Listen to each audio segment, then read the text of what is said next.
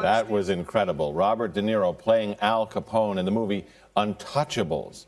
Now, during the Prohibition in the 1920s, Capone quickly became Chicago's biggest crime boss and public enemy #1.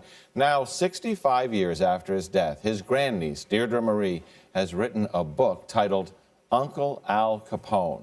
Now, that's not something everyone can say. Actually, you're the only one. Correct. I'm the last person that was born with the name Capone that was part of the Al Capone family. Okay, so we think of Al Capone as public enemy #1. I think your dad was listed by the Chicago Crime Commission as public enemy #3.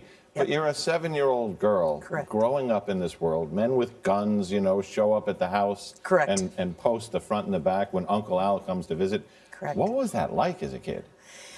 It was normal for me. I kind of knew that something was a little different than the children that I went to school with, but it was normal. There was never a moment that I was ever afraid, feared for anything. It was after I left the Capone house that I became fearful and afraid of who I was, because there were a lot of people out there that would love to kill the last Capone. All right, now, the image you paint of Al Capone, great book, by the way. Thank you. The image you paint of Al Capone in the book is really a stretch for me. He's playing on the floor with you with your toys. He teaches you to play cards, how to play the mandolin. He's laughing raucously while making spaghetti sauce.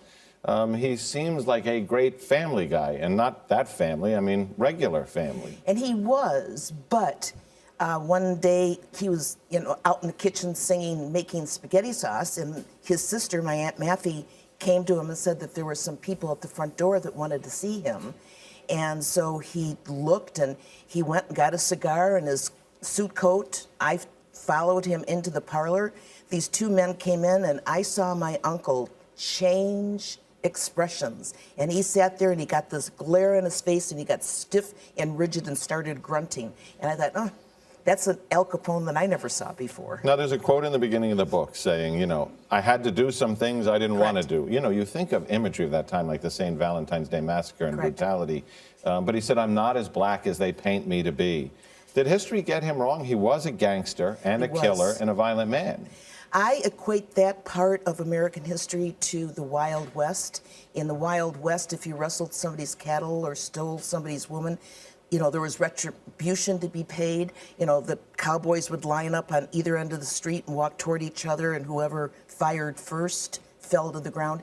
And that's the way it was.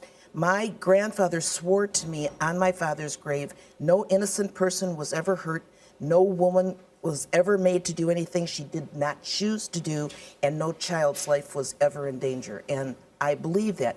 But yes, they went into the business knowing full well that they needed to do their job. So just briefly, this cost you.